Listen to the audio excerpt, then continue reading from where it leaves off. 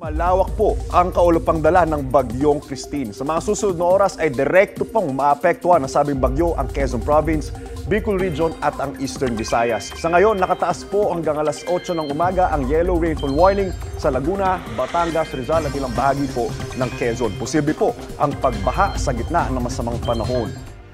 Ika-21 ng Oktubre, taong kasalukuyan. Nang dahil sa banta ng bagyong pinangalanang Christine, itinaas ang Emergency Operations Center o EOC. Ito'y upang paghandaan ang epekto ng posibleng pagtama ng nasabing bagyo. Una sa mga hakbang ay ang pag-iikot sa nasasakupan upang masiguro na nakahanda ang 24 na barangay sa lungsod ng Binyan. Isang emergency meeting ang isinagawa upang pagplanuhan ng local DRRM Council sa pamumuno ng ating Mayor Attorney Armand Dimagila Jr.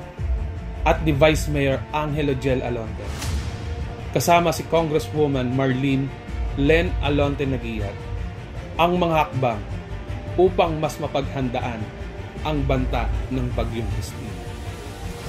Sa pamamagitan ng programang Laging Handa, Laging Ligtas sa local radio station ng lungsod ng Binyan, ay nakita o napanood ng ating mga kababayan ang sitwasyon sa level ng tubig sa ilog. Sa tulong ni Station Manager Maria Bonacqua, naging tulay ang programa upang mapaghandaan ng ating kababayan ang mga di inaasahang pangyayari.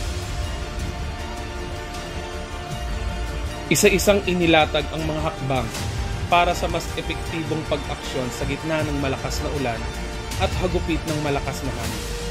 Ito ay sa pangunguna ni Mr. Eugene Reyes ng DRRM Office.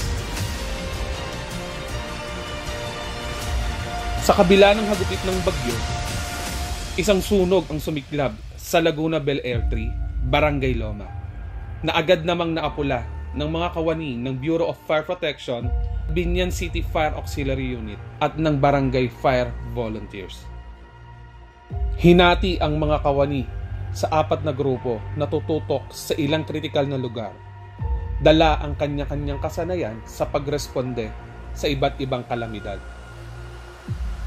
Sa kabila ng paulit-ulit na pagpapaalala, ay pinili ng ilan nating kababayan na hindi lumikas at manatili sa kanilang mga tirahan.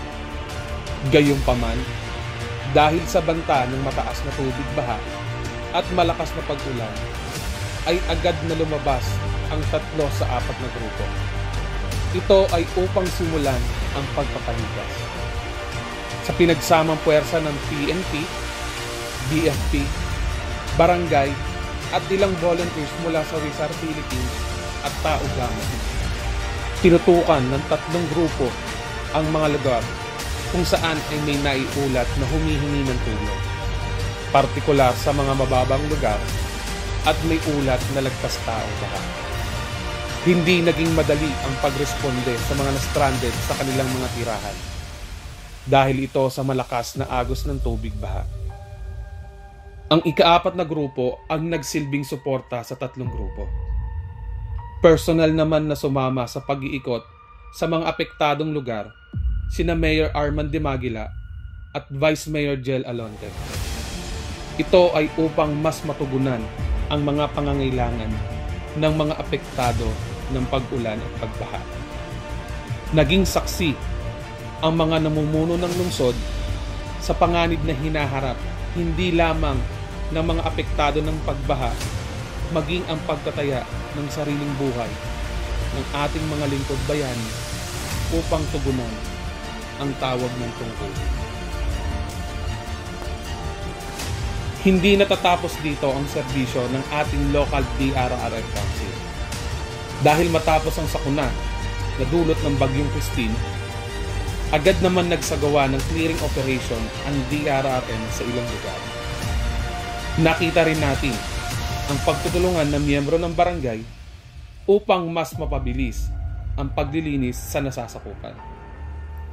At sa agarang aksyon, mabilis naman na naipamahagi ang tulong sa mga nasalanta ng bagyo sa ilang lugar sa pamamagitan ng kanilang relief operation.